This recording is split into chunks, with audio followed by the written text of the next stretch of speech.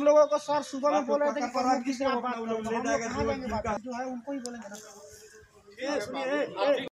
मोतिहारी के ढाका अंचल पदाधिकारी ने पत्रकार को मोबाइल से वीडियो डिलीट करने की बात की और ऐसा नहीं करने पर मोबाइल को तोड़ देने की धमकी दी है।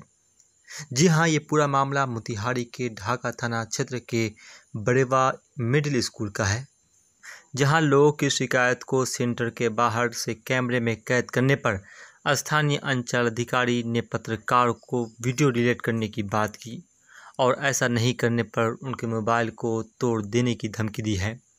वीडियो में साफ तौर पर देखा जा सकता है कि जैसे ही मोबाइल शिकायतकर्ता की तरफ घुमाया जाता है, सीओ भड़क उठते हैं।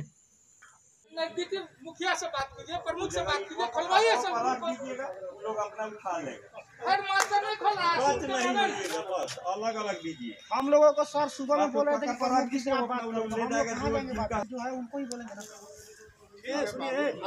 और उनके साथ मौजूद एक और पदाधिकारी आग बगोला हो जाते हैं।